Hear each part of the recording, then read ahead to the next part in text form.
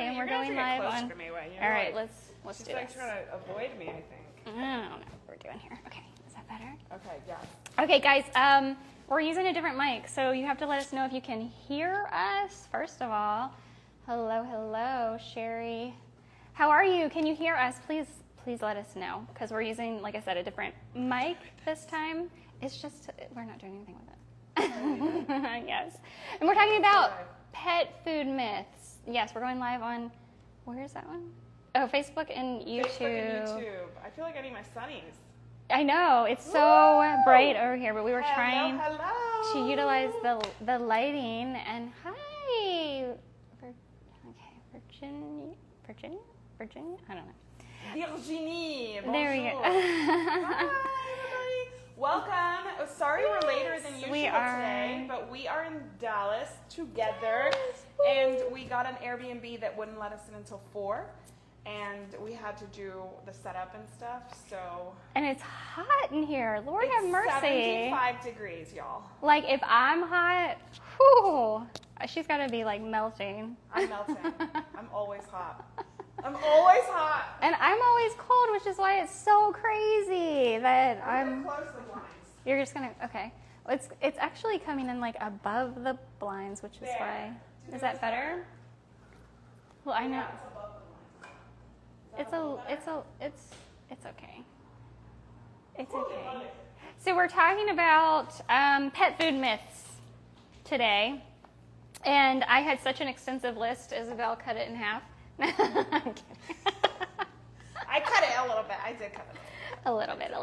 But we are, the ones that she cut, we're going to talk about on a later date. Yes, I felt like some of them needed their own chat. Yes. So while you're here, go ahead and, I know.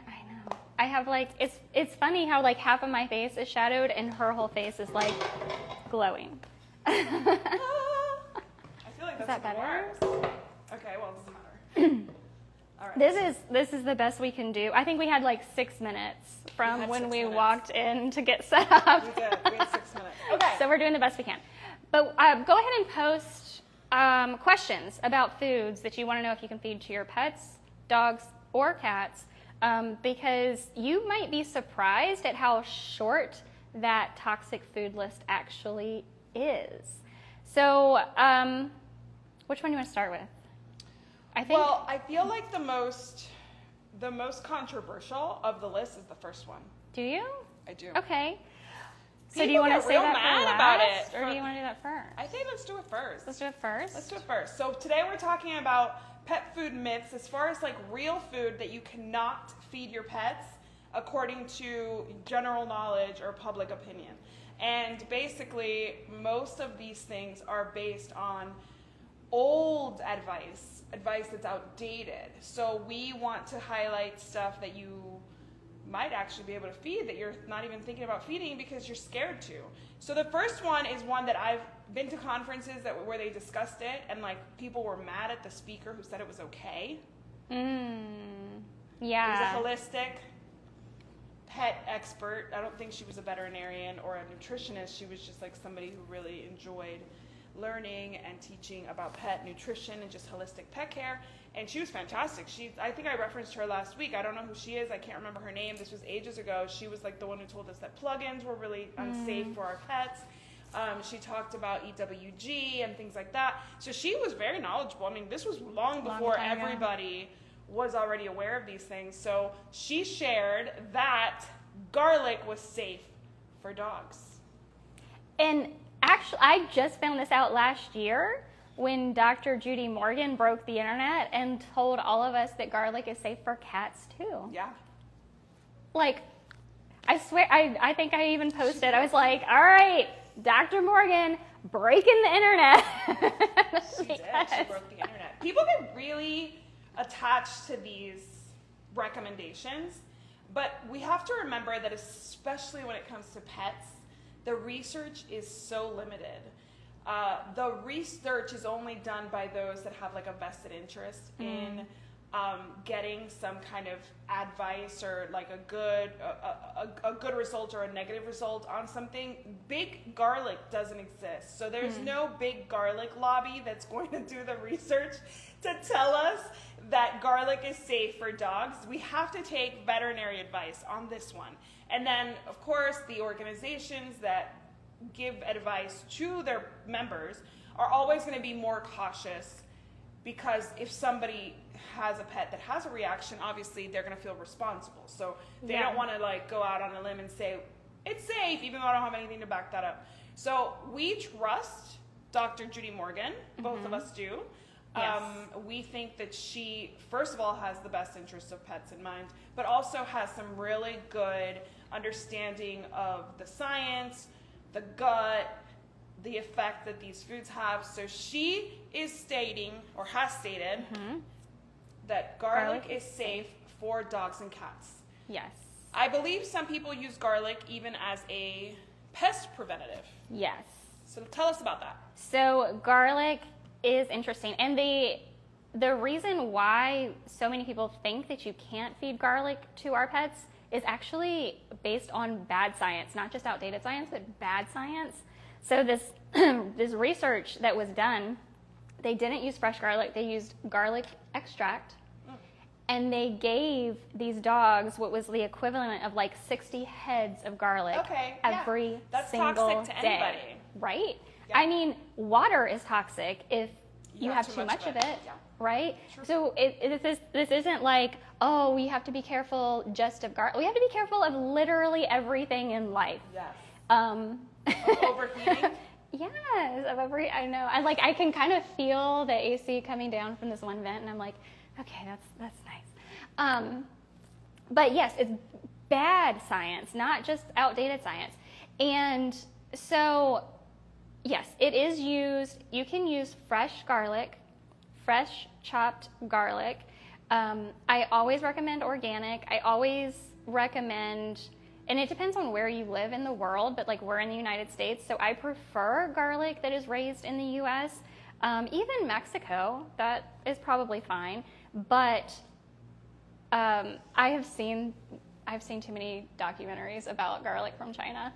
And Yeah, I mean, I feel like Europe, you're good. Yeah, I don't know that we see it from Europe Yeah, in I the mean, it'd be stores, really expensive to right? ship over here. So.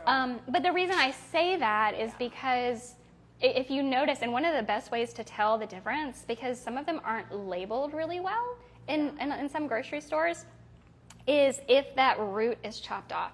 So that's our government's way of saying, okay, we understand that there's garlic is grown potentially in sewage in China, and I'm not like trying to badmouth China. This is just the reality of this one particular product.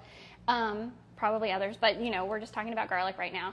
And so their way of like protecting us is to cut the root off, because that's where they feel like the majority of this like sewage is going to be concentrated. So that's one really good way to tell, does it have the root on it still intact or not? That might be a really good way. But what you do for flea and tick prevention, and again, I'm going to reference Dr. Judy Morgan on this one because she has like the dosages and things like that on her website and on her social media, and I could eyeball it. I know for cats it's 1/8 of a teaspoon. It's like really, really tiny. But for dogs, you kind of titrate up depending on up to, I think the max is 2 whole cloves. Like it maxes out for dogs. But you chop it, fresh chop it, and you let it set for 15-ish minutes so that the allicin forms. That is what is going to kind of leach through your dog's skin and give them that protection from fleas, ticks, mosquitoes, all those things that we don't want. Parasites, because it doesn't smell good to those pests. But garlic in general, we can use it just as food. For in traditional Chinese medicine, see, I'm going both ways. I'm not totally anti-China. Traditional Chinese medicine, we use it for relieving stagnation in the body. So, yeah, it actually can be really beneficial for our dogs and cats. Yes. Yes. Always start slow when you add new foods, because you don't know if they have some kind of sensitivity to it or if it's going to upset their stomach. So just start slow. Make sure you're watching their poop. Don't give it to puppies under. I think it's 6-8 months, but I'm gonna say a year just to be safe. Puppies under a year or lactating, pregnant and lactating. Yeah, moms. Because Don't of do the it. flavor. Well, I think because it can get in the breast milk. Yeah, and it then will so get, But also the flavor might affect the breast Probably. milk, and we don't want the puppies not wanting that. Yeah, it probably would. Hello, everybody, for joining. I know. Hi. Thank you so much. So garlic. Garlic is not the enemy of our pets. It is something that can be used properly. The next one is also one that gets a lot of heat, and I think it's such a great recycle for our pets. So we all know that avocados, you buy them with the best of intentions. We just went to Trader Joe's and bought 4 of them. We'll see how many we actually eat this week. But we always get the avocados. We buy them. They go a little bad. Now they're brown. I don't want to eat them, even if it's just bruised. My kid's like, ugh. Avocado is safe for pets. My cat, whenever my kids, we just slice them, take the pit out, and put a little bit of sea salt. But when I'm cutting it, my kids take the pit out. No, it's Why me. are you laughing? It's my internal dialogue. What? What did you say? What did I say? No, it's my internal dialogue. Okay, now I know what you're saying. Now I think I know. I think I know exactly what you're saying. Her brain. No, it's actually not that. It's not that. Okay. Oh, you'll find out in just a minute. So I cut the avocado, take the pit out, and usually drizzle it with a little sea salt, or just put a little sea salt on it. Right before I put a little sea salt on it, my cat's already there. I don't want him eating the sea salt, obvious reasons. He's gonna be like, bah. But whenever there's any left over, I just let him lick it. He loves it. He doesn't take a lot of it, and I wouldn't chop it up and put it in his dish. Dogs, however, would love if you chopped up a little and put it in their dish. Please do. So the reason I was laughing is, she'll know. Anyway, because I wanted to say that avocado is a healthy fat. However, I recently learned from Billy Hookman that there's no such thing as good and bad fats. So that was going through my mind as I was getting ready to say it's a healthy fat. Okay, so I haven't learned this yet. I was thinking healthy fats and not healthy fats. So what is it? Let's retrain our brain. What is it? Yes. So if it's a fat found in nature, then we consider it healthy. Yeah. If it's man-made, it's not healthy. So, but in reality, anything man-made is not really healthy. Yeah. Right? Yeah. So we're not really talking in terms of healthy versus not non-healthy. We're talking whole foods versus processed foods is more of a good way to retrain your brain, like Isabel just said, because we don't want to demonize fats found in nature. And when we think of it as healthy versus unhealthy, we can very quickly say oh, well, it's fat and so it's unhealthy. So our government here in the U.S. we go through all these cycles. They demonize eggs. They demonize they demonize fats. Yeah. If it's found in nature, it's not unhealthy. So I wanted to say unhealthy fat. Yeah. So healthy fats. It is a fat found in nature that has benefits. Yes. So anything found in nature, if we look at eating a whole food, a steak, an avocado, an egg, whatever it is, they're all going to have fat in them. Yeah. And we don't want to demonize that fat because when the way it's found in nature as a whole food is in this perfect harmony, this perfect balance. This is what nature intended for us to eat. So to stop demonizing, I guess. No, I fats in general, and just Fat processed, is fat. not processed, right? Yeah. Instead of healthy, unhealthy, because our doctors, our government are going to put whole fresh foods into unhealthy categories when that's really not the reality for us or for our dogs and cats. So Yes. I still want to say, because we've just been trained, like that's what's in our brains. I still want to say it's a healthy fat. I think it's a healthy fat. I like that my kids eat it. And my kids, like I said, I'll just slice it up and serve it to them. They use a spoon to eat it like a little cup. The avocado is portable. It's like a great snack for them. If they're not feeling dinner, I'll be like, you don't have to eat this, but you can have an avocado. And like usually they'll eat a whole avocado on their own. And my kids, I'm not worried about their fat intake because like kids are so finicky, like probably not getting enough fat, like true, really rich fats. Healthy fats. Like, I was trying to say healthy. Natural, found in nature. Yeah. God-given fat. Yes. Well, and I like avocado for me personally because I prefer leaner cuts of meat. Yeah. I just don't like the gristle. Yeah, agreed. I'm a very textural eater. Agreed. I have a child's palate. Like, absolutely. I do. Today at Trader Joe's, she's like, I don't eat onions. I'm like, so then I asked her, she's like, pico de gallo, and she's like, onions. And I'm like, okay. I feel like everything I eat has onions in it, so like I have no idea what you eat. Like, what do you eat? I know. I like the flavor of onions. I don't like the texture of onions. Oh, interesting. Okay. So like, we'll cook with onions, and then I just pick out the onions and don't eat the onions. Right. Yes. I love onions. I apologize in advance if we ever meet in person. So I will eat a lean cut of meat with avocado, so I'm balancing my protein and fat. Yeah, that makes sense. And it's just a really healthy way to eat. And for our dogs and our cats, right? When we feed whole, fresh foods, we really get stuck, and I get stuck, like being a nutritionist and having what just happened. I don't know what happened on Facebook and YouTube. Somebody gave us some love. And Thank you. Fireworks everywhere.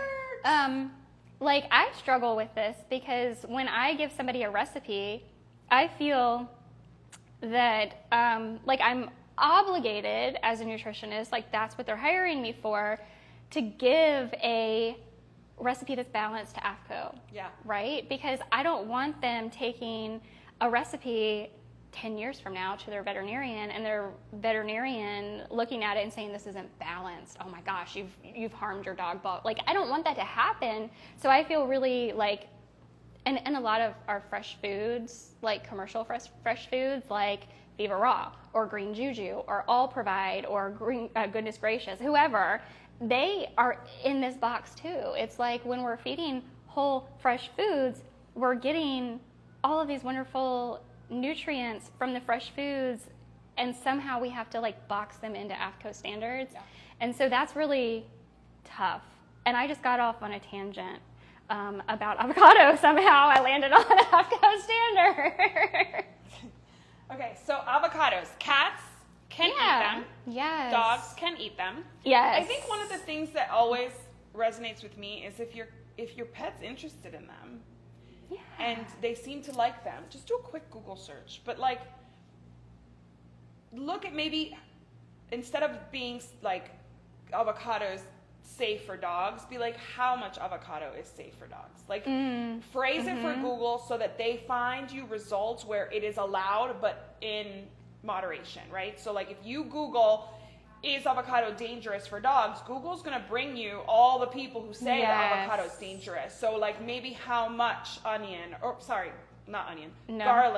How much garlic can I give my dog? How much avocado can a cat eat? And those results should get you somewhere that is more in line with what we're saying, rather than like somebody being like demonizing a vegetable. I had a dog, I grew up in Miami. We had a dog that used to eat avocados every time she could get outside. And she was white, so she'd come back with like green all over her face. Like her little whiskers were all green. She was a Maltese mix. And my mom at the time was terrified of it because we were told that it's so much fat that it can cause pancreatitis and all that stuff. And we all know that pancreatitis being tied to fat is an oversimplification of what pancreatitis is, right? Absolutely. So we were always terrified that she was eating her avocados, but she knew that it was good for her. She enjoyed the flavor. She never ate the pit. She never ate the skin. She would literally like spit spit out the skin that she got, and she would keep eating it, and my mom would scream at her and want to bring her in, like, Bachi, come back, and she'd have to literally physically bring her in because Bachi was having a ball. Yeah. She was a smart dog. And I don't know, was she eating kibble at that time? Yes, she was. She was one of my, I think, prescription diet dogs back in the late 90s, early 2000s. So probably getting like rancid fats in the food and just she knew like what was knew. good for her. Yeah. Yeah. They feel it. They're much more in touch with their bodies than we are. Let's move on to the next one. Carbs and grains. Yeah. So we touched on this Last week. When we were talking, or was it last week? With the DC, we were talking about grain-free food. Grain-free food because of the Hills lawsuit. Here's the thing. Dogs don't have, cats certainly do not have. Cats are obligate carnivores. Dogs, I think we're settling on scavenger carnivores. Scavengers. That's that's how I I'm at. always think of Yeah. them. We know the history of dogs. They did not get balanced food Right? every single meal. They got what they got during domestication. So, Yes. and that was a benefit for both parties, right? Like they would eat the leftovers, and then they wouldn't attract, predators wouldn't show up because the dog had eaten the leftovers or whatever. Yeah. So So there's no biological requirement for grain. But will they get grain if they eat the stomach contents of a prey animal? Yeah. I mean, really, really small amounts. Right. Probably fermented at that point, Yes. right? So don't demonize grains, but also there is no biological requirement for them. Right. I don't have So don't plan a whole meal around carbs and lentils. Absolutely not. Please don't. There's but that even is doctors that say we shouldn't be eating as many legumes as we do for humans. So, one of the things that always makes me think about, specifically legumes, like beans, lentils, chickpeas, they wouldn't eat that in the wild because those have to be soaked and cooked in order to be edible, right? So, that really, when you think about a scavenger, they would have had to eaten that after there was fire, right? You know what I mean? Yeah. There was no way. That's not necessarily something that was accessible to a wolf at any point.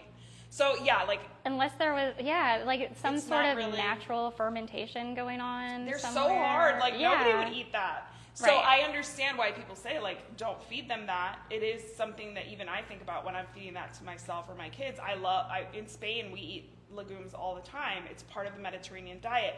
It's actually, recently I heard the top 5 diets where you live the longest include legumes. That's the one thing they all have in common. So it's one of those things that we still don't fully understand.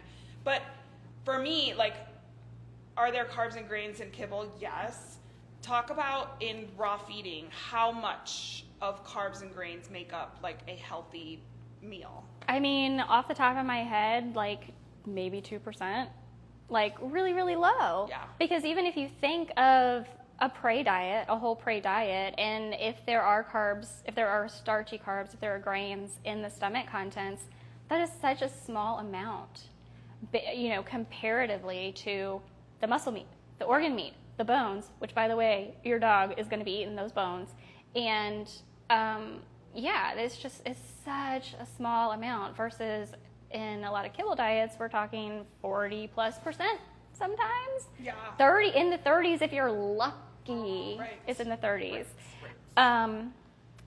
So So it's about really quantity in this case. We obviously don't want, and we will discuss at some point vegan diets for dogs and cats. We will tell you right now, neither one of us is on board with that. Nope. But we will talk about those in a future weekly pet roundup. But this brings me kind of to the next one. It's carbs and grains.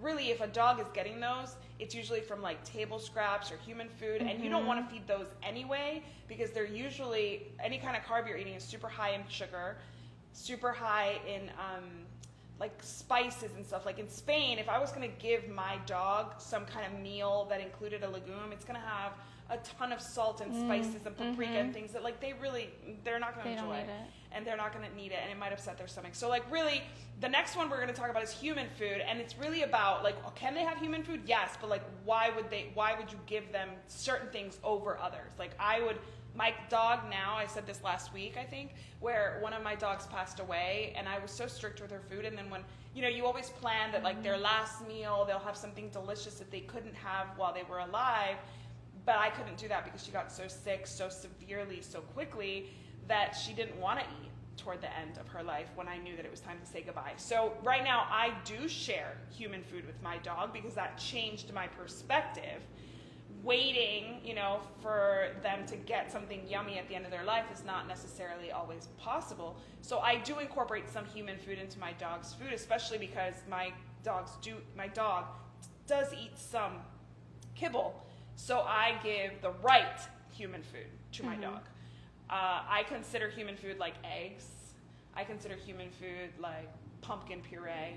I consider human food like sardines. Those are human foods, right? You're buying them at the grocery store for humans. You're not going to Petco for those, but they are a great addition to a dog's diet. Is a cupcake a great addition to a dog's diet? The dog's gonna think so. The dog thinks you should absolutely buy them a cupcake for their birthday at nothing but cakes or whatever. But they should not have that just because there's no nutritional value for them. It's just empty calories. It might upset their stomach. Who knows? Yeah. If you wouldn't feed it to your kid every day, why would you feed it to your dog at all, right? Like, let's think about it that way. Like, your kid, and their behavior could be affected, especially if they're young, because all that sugar, just like it affects us. Well, so, yeah, that's same with kibble. Yeah. It affects behavior. Yes, because of the carb culture. The reality is that as humans, we are so susceptible to marketing. Yeah. And if we don't realize that, then we are falling for it every time. And these companies are billion, trillion-dollar companies that put more money into the psychology of marketing than the quality of the products that they're putting out for you to buy. It just is what it is. When you put it that way. It just is what it is. It is what it is. Everything you see on that package is designed for you as the person who has the money in the wallet to buy it, not for that pet. Including the dyes they put on the food to make it look more appetizing to you, because dogs can't even see red, by the way. Like, no. Yeah. So it's all marketing. This whole idea of not feeding human foods to dogs is marketing, and it has been incredibly successful for big pet food. And the reality is that big pet food isn't human food. So they aren't lying to you when they're saying feed this and don't feed human food. That's exactly what they want you to do. That's what they like. Everything that goes into the majority of big pet food, at least, is not human grade, is not fit for human consumption. So it's not human food. So they're not lying to you. They've retrained our brains. Yeah. And then they don't tell us the stuff we really need to know. We need to know that certain foods are toxic, right? Mm-hmm. That certain foods are off the table. Other foods can only be given in a small amount. Mm-hmm. Other foods might pose no threat to their intestines, but they could cause a choking hazard, right? So we need to know these things, but instead we're just being sold that this is the only option. This is the only option. This is the only option because if you're a good pet parent, you're going to buy the best, most expensive version of this. Right. That's what we've been I've been there. So yeah, I'm there now. I was that pet parent at one point that between all of the cats I had, which was significant at one point in time, I had like 6 different foods that I was buying from the veterinarian's office, right? Thinking that I was doing the absolute best for my pets because this is what my vet said that this cat needed to eat, and this cat needed to eat something different, and this cat needed this prescription diet, and this cat needed that. And holy moly, I'm glad I'm not that person anymore. Yeah, I mean, it's so hard because we're given, you walk into these stores and you have so many options, and like most of us are not even aware of where our budget really falls as far as what we can I would feed. agree I think with that's one of the things that we should probably talk about is like, Yeah. how do you come up with your budget for your pet's food? Yeah. Because sometimes we're just like, oh, that seems like a lot. But like, you don't even look at the amount you're supposed to feed. You don't look at the quantities, the frequency, the size. I mean, if you have a small dog, it could actually be really affordable to do a much better diet just because of their size. Cats. My cat does not have any kibble whatsoever. I want to make sure people know that. Like, for me, a cat is small enough that you can afford, even the worst wet food is better than the best kibble, in my opinion. And you'll tell me what you think about that. But like, my cat does not have any kibble whatsoever. And like, with him, I can do a little more upgrading because he's small versus my 60-pound dog, right? So people don't realize that there is a budgetary component to this that you might be missing just because you're going off of the top of your head. And it's really important because this is a 15-year commitment when we get our dogs. So knowing what that budget is and like reevaluating that budget if we get a raise or something like that, that's really a really important part of feeding our pets and being a responsible pet parent. But human foods should not be demonized. The only thing that should be demonized probably is that, you don't want to give them something that has a ton of salt, because especially if they're on kibble, they already have a ton of salt coming in their diet. You don't want anything with tons of sugar. So like, I make scrambled eggs for my kids all the time, and I will I'll leave some in the saute pan so that if my kid doesn't want it, I can give it to my dog. But what goes on my kids' plates gets salted, whereas what stays in the saute pan does not. So if my kid asks for more, he gets more. And I don't give her eggs every day. I only really give her the leftovers because it's kind of common that there are leftovers, so I don't feel like I need to like make some just for her. But she gets them a few times a week, but she doesn't get them salted just because it's like, what's the point? Why am I going to waste salt? Because I like expensive salt. And two, give her salt when I know she's on kibble where she's getting a ton. So it's a matter of making the right choices, kind of thinking it ahead, planning it ahead, like separating. If you have a turkey breast, I mean, give some as treats. Like, your dog's gonna love that. Most of us after Thanksgiving just like end up freezing it, or like it goes to the trash because you didn't finish it. Like, your dog would love that. That's such an amazing addition, and you don't have to worry about it. I mean, sure, you don't want to give them a ton of skins. Definitely no cooked bones because they splinter, whether in their mouth or in their digestive process. So you don't want to do certain things. But the actual food may be safe. It's just a matter of how you handle it, how you prepare it, how you give it to them, and knowing what you can't do, which, I mean, did I miss anything? Like, really, like, common cooked bones, like chicken skin. I mean, honestly, they can have a little bit of chicken skin. Yeah. Like, it's yummy. So let them enjoy it, but just don't peel off all the skin of the turkey and give it to your dog, because that's probably going to cause some upset stomach. Well, yeah, and if they are eating kibble, then could cause a pancreatitis attack as well. Exactly. But the meat won't. The meat will not. So yeah, and take your turkey carcass or your chicken carcass and make some bone broth. Yes. Don't waste stuff. Yes. Do not waste stuff. Yeah, think of, like, do you have any like people you follow that are creative like that? There's a human chef. I think he's from Spain, so I don't know if he's big in the U.S., but I remember seeing this on like a TV show where he literally talks about, in his book, how to use all the unused parts of the animals for human food. Oh. For human food.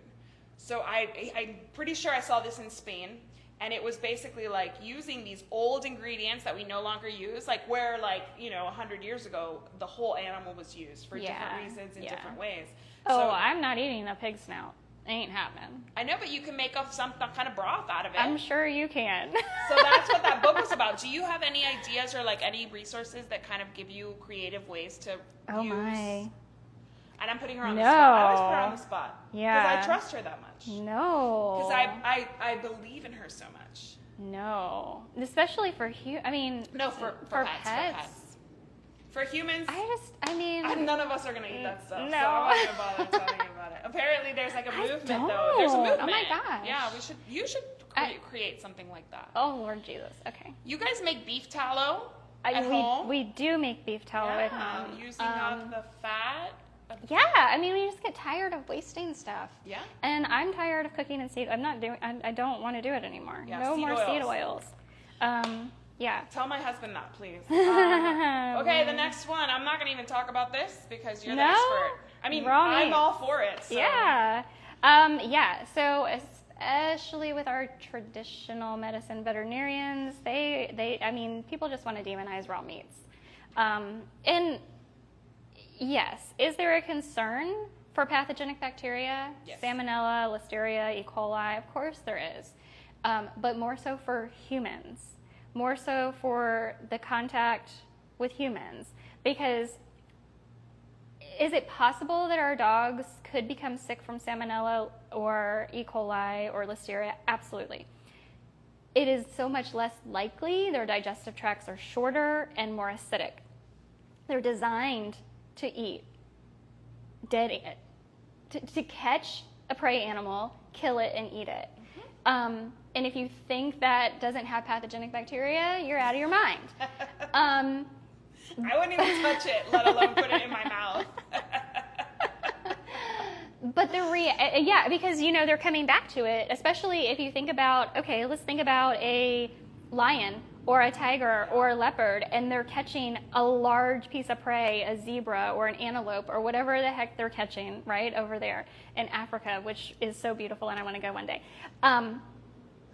They are taking down this entire animal and they're coming back to feed off of that carcass for days. Yeah.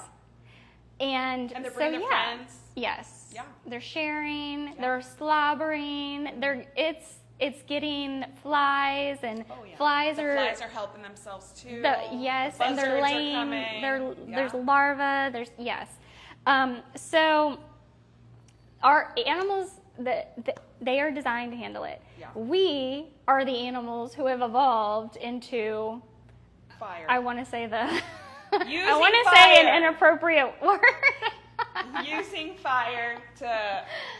Yes. Well, I'm sure that before fire was a thing, their tolerance was very different. Very different. Yeah, like our bodies evolve to what they're exposed to. Yes. And so do pets. So that's why when you're transitioning from kibble to like, raw, there's a process, right? Yeah. So yes, I think that the biggest thing about raw food is we obviously think that raw feeding pets is safe. Yes. I've had veterinarians kind of look the other way about the fact that it was raw. I've had veterinarians look the other way about the fact that it was homemade, just because my pets were so healthy and they knew that my husband and I were diligent. I had a vet that used to come to the house because I had 4 dogs, so she saw where we stored the meat, how we stored it, what we did. She saw the recipe. She saw it all. So she was not going to recommend it to people, but she was comfortable enough to be like, okay, sounds like you've got it under control. I've had other vets that were like, please don't do that. And I was like, well, it's worked for us for X number of years, and that's what we're going to do. And it was like the end of the conversation. I've been very lucky with my vets. They've never made me feel bad. Probably because of what I do and because I speak intelligently on a topic, and they're like, okay, sounds like you have it under control. Maybe not my favorite thing, but it's okay. The biggest thing I think is that what vets see oftentimes and what makes them concerned, and it's a very big concern, is mishandling of raw food. Yes. People spend a lot of money on this stuff and then they leave it out too long, or it's been in the fridge too long.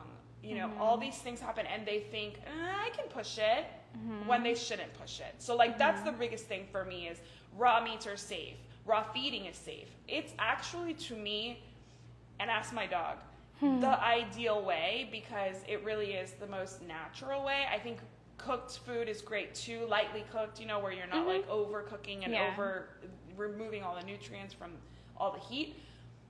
But if you're going to do it, you have to commit to do it properly.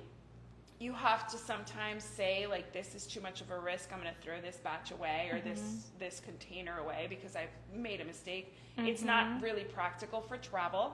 So you have to have plans in place. If you are say a military family like us, when we moved from Louisiana to El Paso, we were feeding raw. And so we had to go every night to a hotel with a fridge. We had to make sure that we had tons of ice. We only packed a certain number of days, and we had canned food just in case something went wrong. We had a plan in place. Not ideal, still stressful, and if something goes wrong, you're losing a lot of money because if you end up spoiling it. It goes to the trash. It was a huge cooler. I had 4 dogs. Not something I'd recommend to like an entry level raw feeder. But is it safe? Yes. I remember somebody telling me that their vet was so anti-raw feeding. And they were like, because, you know, people will feed their pets like food with maggots in it. I was like, people don't do that. That one person did that. Yeah. That one person made a very poor choice. And now your vet is making that the lowest common denominator and making it so that we're all the same. And that's not the case. I think most people who feed raw are very responsible about it because they wouldn't make the investment if they weren't. And the reality is, I'm going to pull it. Oh, you know what? It might be too much to pull up right now. Maybe another time. Susan Thixton, I think every year on her blog, will put the number of pounds of kibble that, or of pet food that has been recalled and why. And when you look at the pounds of kibble versus raw food that are recalled for pathogenic bacteria, it is like in the millions of pounds in kibble. I found it. Oh, in there 2023, more than 236 million pounds of pet foods were recalled. The most common cause of recalls this year was due to pathogenic bacteria contamination, and it's all big pet food. Yeah, there's like a small amount with, one raw food is on here. But Purina, Royal Canin, Purina, I have no idea what Stratford is. Mid-American, we know that one. TFP, Blue Ridge, Mid-America, TFP, Blue Ridge. So, I mean, it's the suppliers usually from the supply chain. So it's like millions and millions and millions of pounds of kibble are recalled every year for pathogenic bacteria contamination. That kibble that you have in, like, how we think that kibble is safe, how that doesn't have a warning label on it to wash your hands after you touch it is beyond me. Between the pathogenic bacteria, the rancid fats, potential aflatoxin contamination, I don't know how we don't have warning labels. Yeah. When my kids help me feed the pets, whether I'm giving them like a freeze-dried raw or like dehydrated raw treat from Bear's Bites, love you girl, or kibble, I'm like, wash your hands. Yes. Doesn't matter what it is. Yeah. Just wash your hands. Yeah. Because in the same way that if you were to let your child touch what you're cooking and go play, in many cases, it's not going to be safe to do that. Right. That's why we wash our hands before and after we cook, because there is bacteria on things, and some bacteria should just stay where it is. What's really interesting to me in this topic is something I always draw a parallel on. My sister had a baby recently, and in Spain, the recommendation is that you put your lettuce in a tub with a tiny bit of Clorox bleach. Okay. So that any listeria that might be on the lettuce dies. And then, of course, you rinse it. You kind of like let it soak for 10 minutes. My sister told me about it. I kind of like had a fit, and then I forgot the details. But that is the recommendation. She had a lot of salads. She used a lot of bleach. It's just the capful, right? In like a tub. So it's like, it's diluted. I get in it. the United States, that is by no means a recommendation. That does not exist here. We do not do that. Meanwhile, we have a ton of lettuce. I mean, how many recalls have we seen for lettuce in the past 12, 15 years? Yes, exactly. So the recommendations are based on whatever science that part of the country bases their stuff on. We might be risking it. I ate lettuce all the time. I had 2 pregnancies, like no issues. I did not have any stomach upsets that I could trace back to any kind of produce. So this is the same thing. It's like one doctor might give you a recommendation to not have any cheese during your pregnancy. Some might tell you you can have XYZ cheese. Some in Europe, it's very strict about having like cured meats. You have to freeze them. before, like for a certain 24 hours. Like if jamon serrano, like the like prosciutto equivalent, you have to freeze it. Okay. The not like for 24 hours. Here, nobody told me to do that, right? So it's like really when it comes down to Serrano it. ham, is that what you said? Serrano ham. For Serrano. the white girl over here.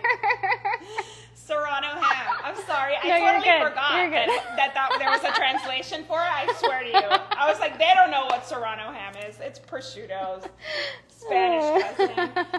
But yeah, I feel like these recommendations are always going to vary based on where you are, who you speak to, your veterinarian's experience, tolerance toward raw feeding. But if you're interested in raw, just find an expert.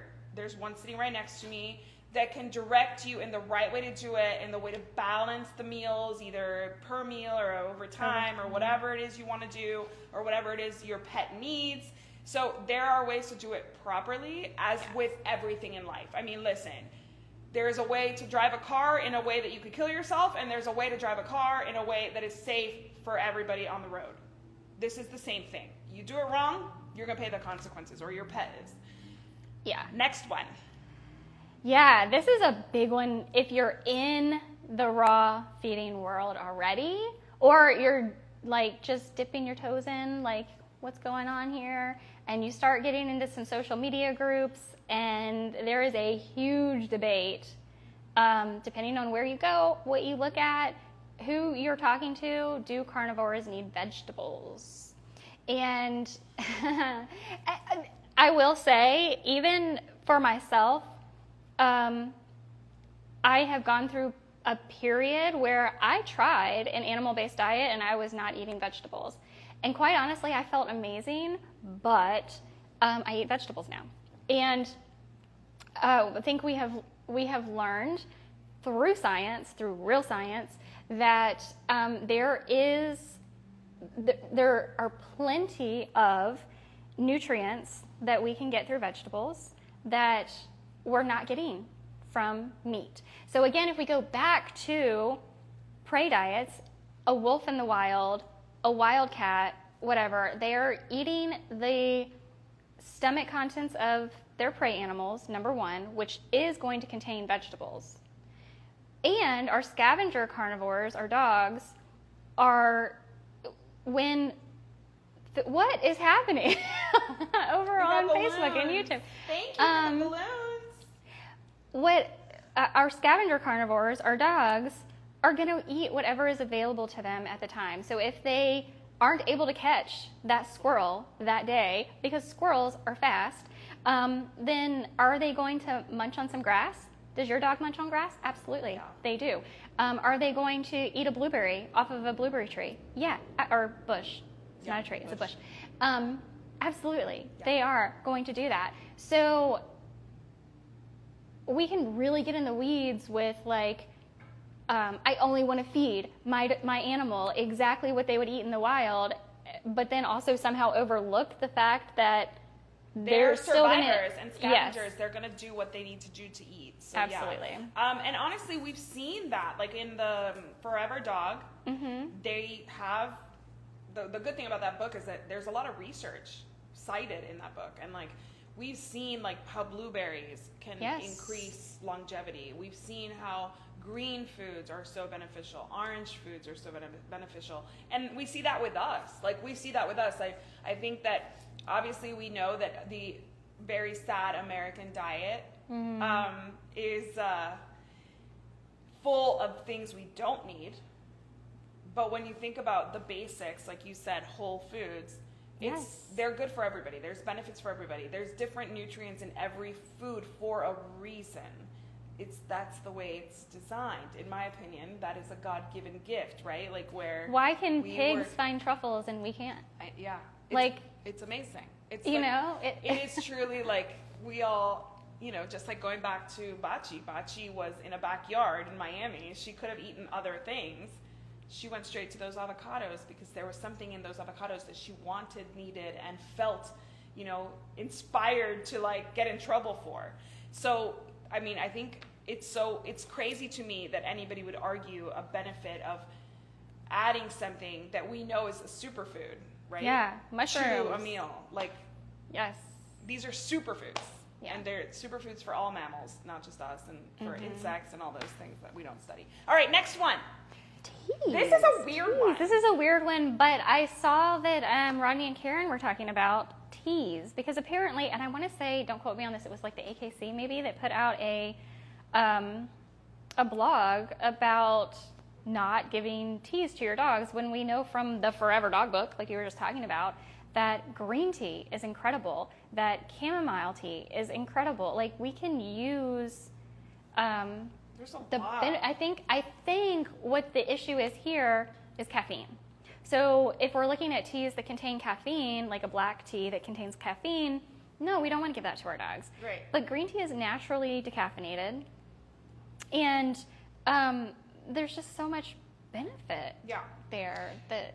So teas for dogs, I just Googled it. Chamomile comes up, ginger tea, rooibos, which I love. If you don't know, I don't love teas, but I like teas in the evening, so I can't have caffeine because it does affect me. So rooibos is something that I have, and at tea shops they have like vanilla rooibos and like chocolate rooibos, and they're so nice and they're not caffeinated. Rooibos is so it's kind of like a black tea, but it's not caffeinated. Echinacea, green tea, oolong, which is like a white, right? Is oolong like a white? I can't remember. Peppermint. I don't drink one, I don't know. So I mean, there's a lot that your cat probably won't want tea. I mean, let's be honest. Your cat doesn't want tea. Though I will make my cat's catnip tea. Catnip tea. And you know what? I feel like cats would prefer just like the tea leaves, you know, like the herbs itself. You know, we love, what is her name? It's escaping me right now. Julianne Thorne? Thorne, yeah. Thorne. So Julianne Thorne is fantastic about, you know, talking about, I interviewed her, I'm sure you've had her on your show. Yeah. We talked about self-selection and like putting a little herb garden out for your pets, getting the or for any dogs or cats, but we're talking about cats right now. But you know, they come in and they choose whatever herb they really feel like having that day. And if you have that tea, why not just like let them, you know, sniff it, take a little lick of it. I mean, there's nothing wrong with it.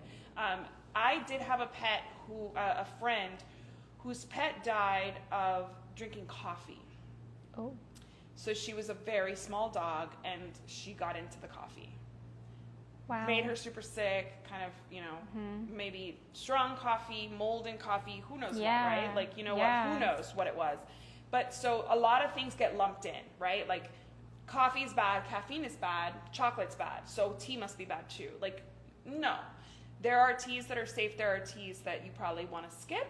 But again, like this is something probably most people aren't doing. But it is important to kind of know, like, I'm having something my pet shouldn't have, like alcoholic beverages. If I'm having an alcoholic beverage and my cat's on my counter smelling it, I move it. I make sure that he doesn't get into it because I don't want him to have any alcohol, right? Like at all.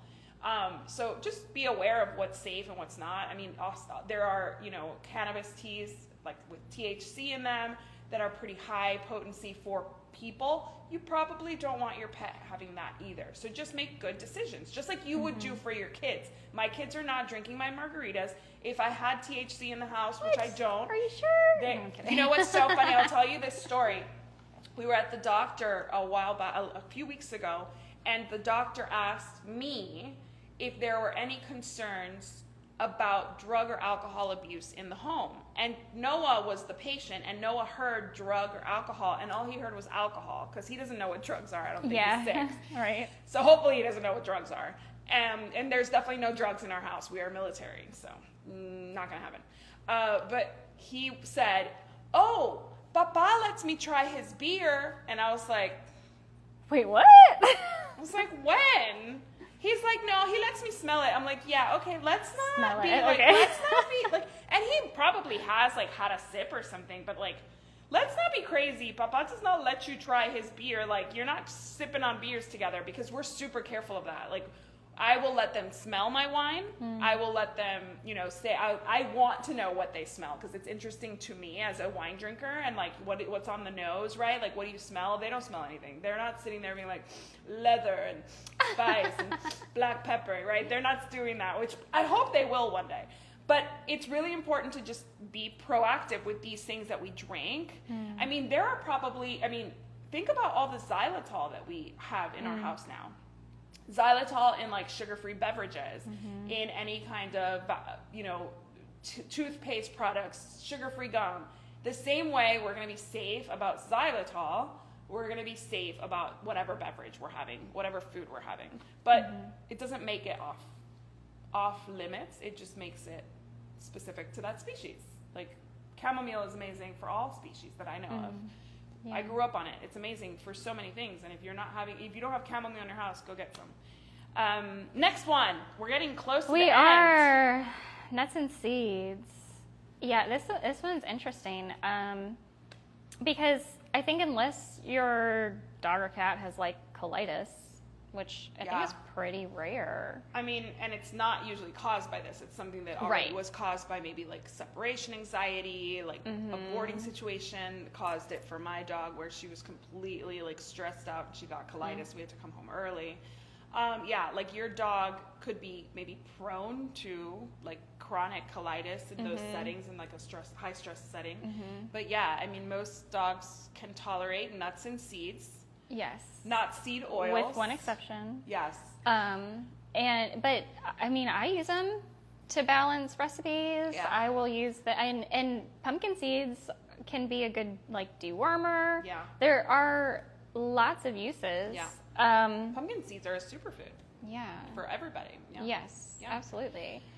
So yeah, don't be scared. I actually, and the biggest issue I think with nuts and seeds is that like inhalation choking. Yes, exactly. That's exactly what I was saying. And one other thing is that it depends on the quality of the nut and seed, right? Like peanut butter from Jiffy might have xylitol in it. Peanut butter also is known for having high mold. Yes.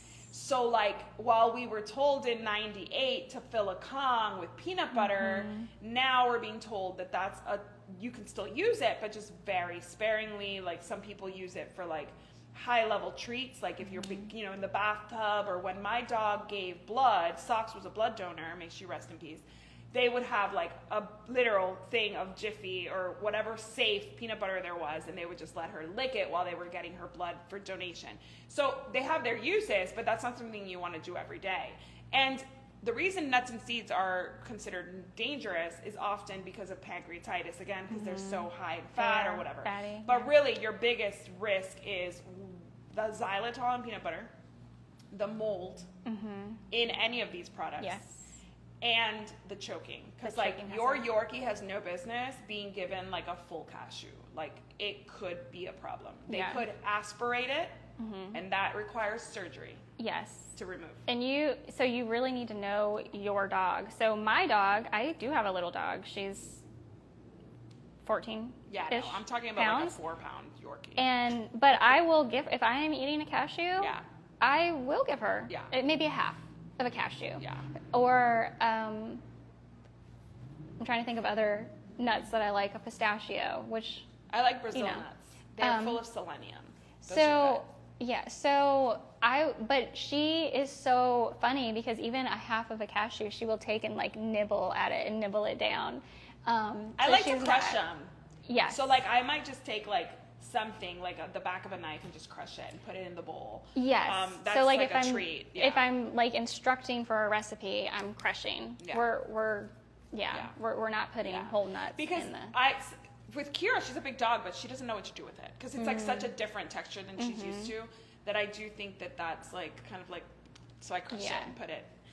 Especially if it's already fallen on the ground because my kids dropped it, and so I'm definitely not going to eat it. And I'm like, do I throw it in the trash or do I give it to the dog? I give it to the dog, but I just crush it so that she can enjoy it more.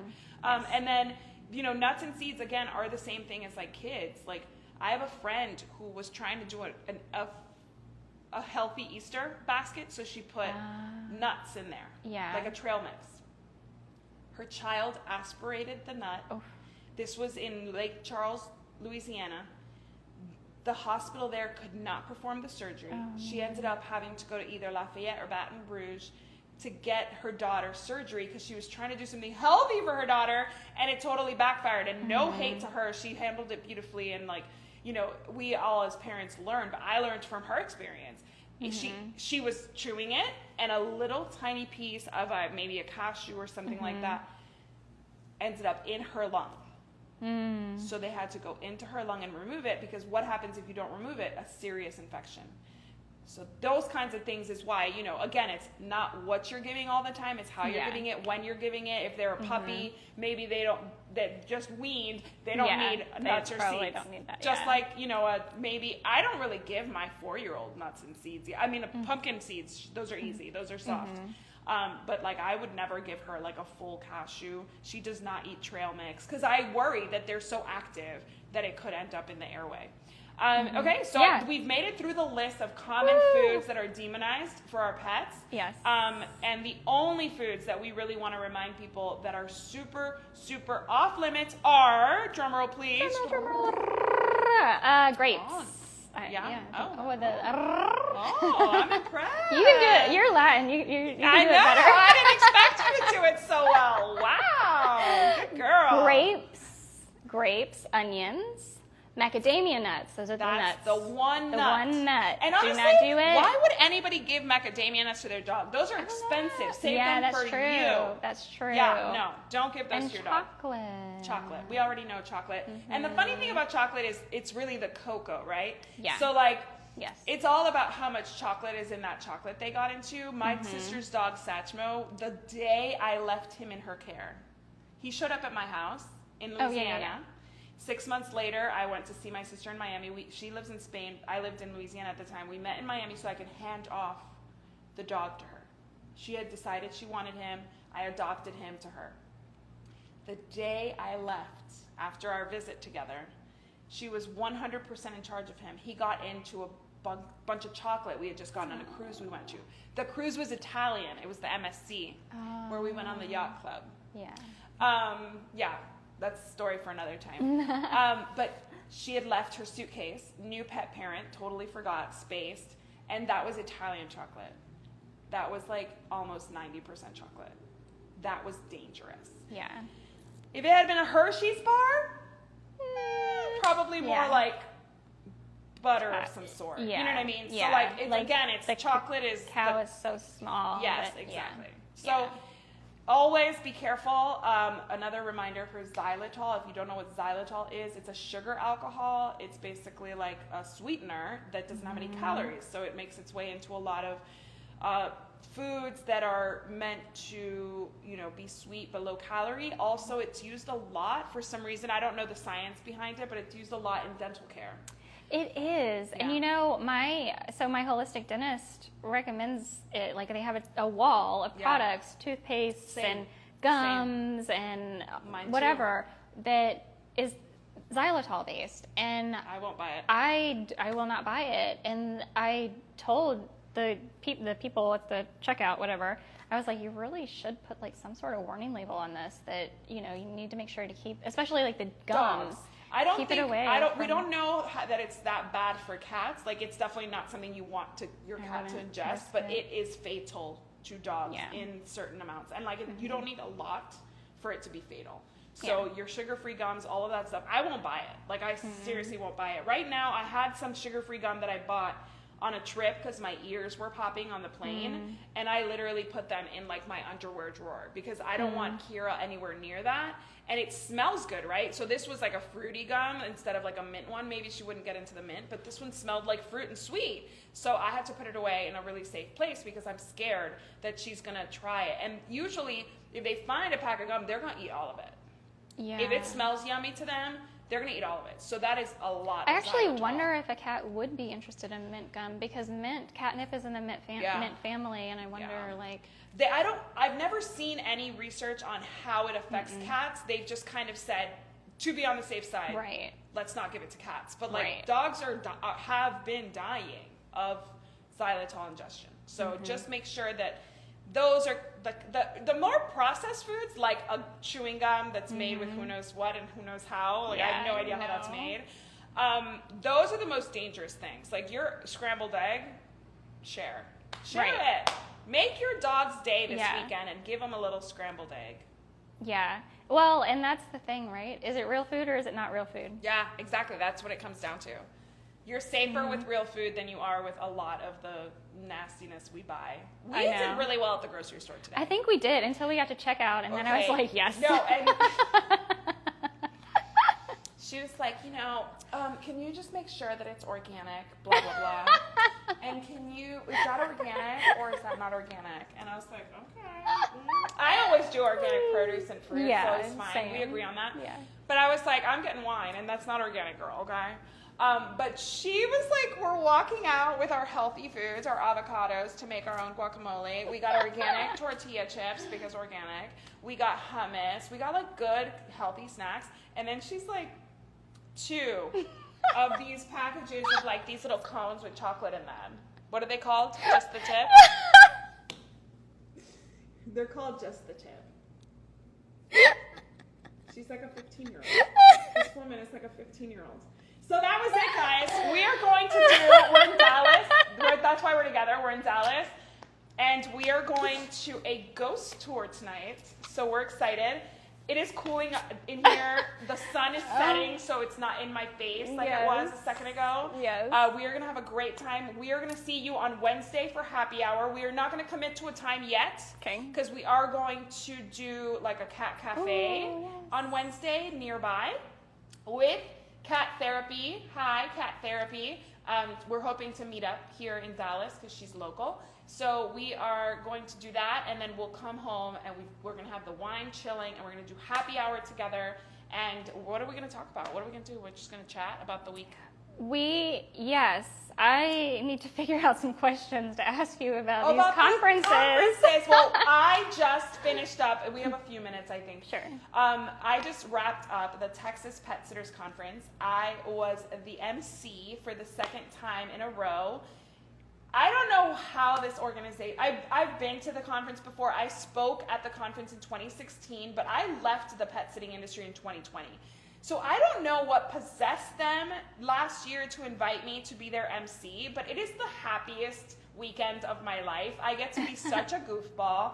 I get to like dance on stage, and I get to just ham it up. And I'm super organized too, so I'm very like, what's next? Let's introduce the speakers. Let's everybody be quiet. Let's respect our presenters and our neighbors. So it's like it merges my communication styles, which I learned at the conference. I'm a personal and functional communication style. So it blends both of my strengths beautifully. And I had such a good time. Shout out to any of the attendees of the 2024 Texas Pet Sitters Conference. You guys were so awesome. I had so much fun. I hope you enjoyed it as much as I did. I know the planners, the board of directors of the Texas Pet Sitters Association had a great time. They were so happy. And next year we're going on a cruise. Woohoo! I've already got my room on hold because I'm going. I don't know what I'm doing, but I'm going. Let's go out in the middle of the ocean and risk our lives. Why? What? No, You're not a cruise girl. I have been on many cruises. Me too. And when it is you are in the middle of the ocean and it is pitch black and all you see is black, you realize that you're about to die. No, you're not. It's less safe to be downtown Dallas driving with this one. It's Titanic out there. It is. It's not. Nobody is coming to save you. What do you mean? We have an amazing Coast Guard, and we're Nobody not going is far. coming. By the time the Coast Guard gets there, ain't nobody coming to save you. Let's see who's getting on the. Can you stop jinxing my trip, please? My goodness. You're putting this out to the universe. Well, thank you guys. By the way, we have not had any cocktails today. This is just us. No. This is just us. So we're going to go see some ghosts here in Dallas. Ooh. And tomorrow we have a lot of work to do. So this is like a retreat. We're going to try to do some yoga or some soul cycle because I've always wanted to try a soul cycle class. We're in Uptown Dallas, so we're having a good time because everything's like walking distance. We just checked in, so that's why we were late because our check-in was at 4 o'clock, and then we had to put all this together. Yeah, we did not have time to put all this together. No. There was no time for that. And now we are no longer sweating, so everything is really working out great. We hope you guys have an awesome evening. Yes, I do. I hope so. And I hope you enjoyed today's episode. And if you have any other questions that you can't Google or Chat GPT, that's what I was going to say earlier and I forgot. Create your own GPT and season it with your info and yeah, like I have my GPT to where it is only giving me holistic answers. Yes. Because Yes. I don't want. The only thing about AI is a reminder. I write for businesses. I write blogs for pet businesses. And the other day I was covering the Houston rodeo, which is happening this week. And I just put in, like, so that I can get like an overall like event breakdown. I put in like tell me about the Houston rodeo or whatever. It gave me the wrong dates. Oh, it will lie to you. Like, so just verify. I mean, I wasn't using it for that reason, but like, don't take AI as, because I literally had the rodeo website open and I was like, that's not the dates. Like, what are you talking about? I want to be hip and tell him to. No, I'm old. It will lie to you. It does lie to you. 100%. Always verify everybody. Especially, we're in an election year. Check your sources. Lord have mercy. Check 4 sources. Verify me. Don't trust me. I mean, I trust me, but don't trust me. Like, I'm going to tell you something. Please go verify it. Yeah, always verify. Yeah, Yes. and none of this is veterinary advice. There's a caveat. There's a disclaimer. There is a disclaimer. None of this In is fact, veterinary advice. go to my website and you will see my disclaimer. Exactly. My show has the same disclaimer. Always discuss these with your trusted veterinarian, whomever that may be, and however they may lean. Yeah. Because sometimes we can help educate our veterinarians too. Because if they give us an answer that contradicts what we found elsewhere, then ask them where they're getting their information. Or show them where you're getting yours. I've done this where it was when I was trying to do titers, and my vet had not heard about this whole like titer testing. And that's insanity to me. No, this was years ago. Even like so. When Dr. Lori Kosher was recently on my show this year, we talked about titers. She said that for veterinarians and vet staff, because they are constantly getting the rabies vaccine, anytime they are in contact with an animal that they suspect has rabies, they have to get them again? They can get titered. Yeah. So they know about it. Yeah. I'm sorry, but if your veterinarian says they don't know about titers, No, she knows about titers. She wasn't aware of what's it called?